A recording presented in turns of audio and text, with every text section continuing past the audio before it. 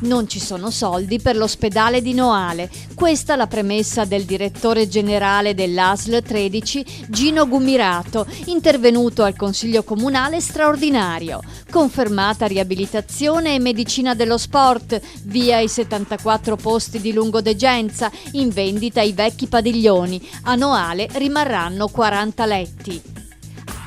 Allarme truffe in Riviera del Brenta, con falsi tecnici dell'Enel che si presentano nelle case chiedendo di vedere le ultime bollette pagate. A questo punto sostengono che gli importi sono troppo alti per problemi di dispersione e si offrono di sistemare il tutto facendosi ovviamente pagare.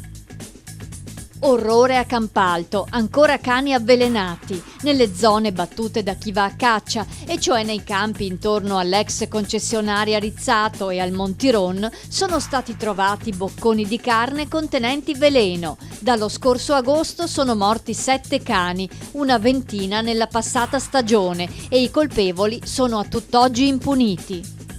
Bigamo, anzi trigamo, e con 4 figli. Un immigrato senegalese voleva godersi le sue 3 mogli, ma è stato tradito dalla faida interna tra le donne che ignoravano l'esistenza delle altre. L'uomo, un operaio di 42 anni, da 10 in Italia e perfettamente integrato, è stato denunciato dalla polizia di Treviso.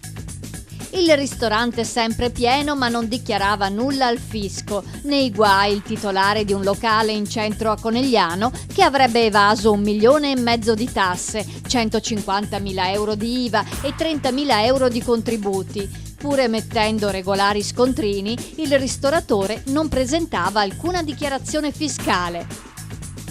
Maternità a rischio, raccolte 760 firme per salvare il punto nascite dell'ospedale di Castelfranco, il cui futuro in seguito alle nuove schede ospedaliere è ancora incerto. La petizione è stata lanciata da ostetriche e infermiere sul sito www.buonacausa.org. I nati a Castelfranco sono circa 1.000 all'anno. 11 arresti, presa la banda degli assalti ai bancomat grazie a una vasta operazione dei carabinieri di Padova denominata Sbancomat. La gang criminale avrebbe assaltato con l'esplosivo 21 casse automatiche tra il settembre 2012 e l'aprile 2013. Le indagini si sono svolte in diversi campi nomadi del Veneto. Famiglie sempre più bisognose di aiuto in città. Il comune di Padova rinnova la Family Card, richiesta quest'anno da 575 famiglie, la maggior parte delle quali con 3 figli. Aumentano i monogenitori, per lo più separati o divorziati. Ogni figlio fino a 24 anni di età viene a costare in media 4.000 euro all'anno. Il ministro dello sviluppo economico Flavio Zanonato, campione di buone maniere.